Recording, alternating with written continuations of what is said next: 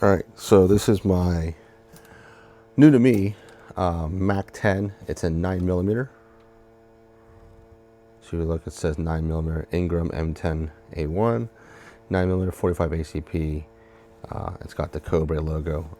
I'm not super versed on the whole military armament core, what's it called, like history on the variants. But this is a MAC10, and it's by Ingram. You see the serial number; it's only 2 digits. But this is a semi-auto one. Now, some people were talking already, my photos on Instagram, that there's some weird stuff going on with the trigger and the safety. So, first of all, this is a semi-auto closed bolt. The safety, you can see, goes inside the trigger guard, and you just push it forward to fire. Right, and then pull the trigger, and it releases a hammer inside. That's pretty much it. Also, this is in 9mm, so it has this magazine insert, and then because it's a pistol, this sight plate is blocking the ability to put a stock or anything on here. So I think there's a Picatinny rail I can get that somehow bolts onto the back of this, and I can put a brace on it. But yeah, this is a gigantic piece of steel. Oh, and it came with different barrel extensions, hand guards. So this is the classic one. This might be for 45 ACP, but it's pretty long. That's what she said.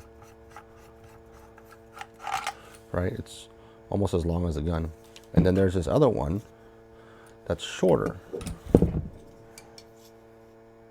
See, it's shorter than the other one, but it threads on just the same.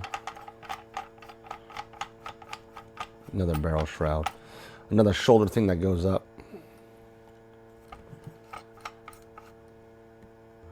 So the magazine that came with this gun, I'm not entirely sure what it is, but you can see it has a notch there, and then this is the normal mag catch.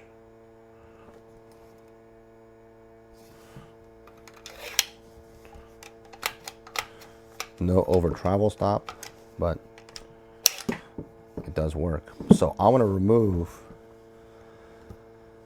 this magazine insert, and hopefully I can use these 9mm Tapco mags inside here. Maybe, we'll see. So I just tapped out the takedown pin and this whole thing. I found it easier to release the hammer and then take out the whole entire upper assembly.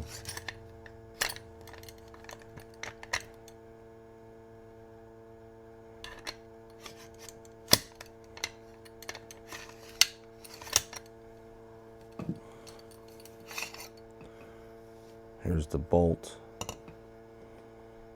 9mm bolt.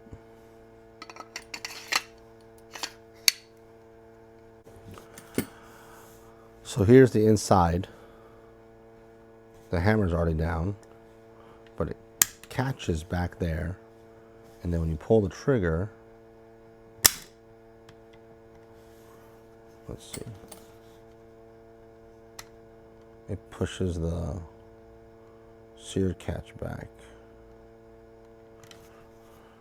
So I've never taken apart a MAC10, and this is a semi-auto version. You can see the magazine insert. Earlier, I tried pushing the magazine insert out from, you have to push up and it may come out, but these little folded parts hit whatever this is, and this tab hits underneath the spring. So I gotta remove all of this stuff to get that stupid thing out. So I don't know what I'm doing. Obviously there's just 2 pins, but hopefully this doesn't become a giant, mess. So this spring unhooks.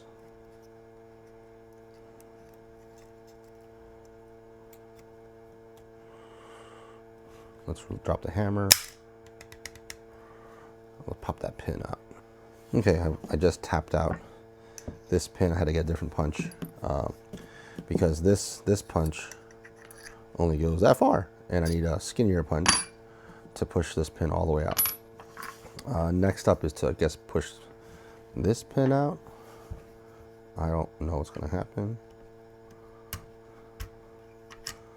because it seems like all this stuff. I should probably take a picture of this. Okay, so I pulled out this pin, and there's a bunch of stuff going on, so I'm gonna do this off camera. So, slight problem. I was able to get this mag insert out, and these 9mm TAPCO mags do fit in here. That's not right, and they do that. So yeah, that's not gonna work. All right, so I was able to take everything apart. Because of the magazine, I'm gonna have to stick this thing back in. So this is the mag insert for 9mm. Just drop straight in. The hammer, this whole sled spring is gonna nest inside there. You know, just slide this in and drop it in. Pretty much, right?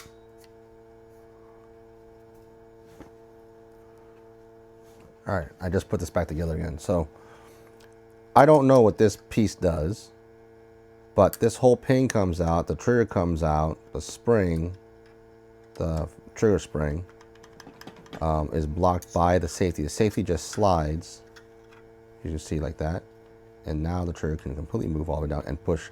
Basically, the back of the trigger is pushing this huge plate rearwards to release, to let this thing go, because it catches onto that. Right? So if I do this, it'll release the hammer. And then we got this retaining spring, really tiny retaining spring. It's going to go into this hole, up and over, and down underneath.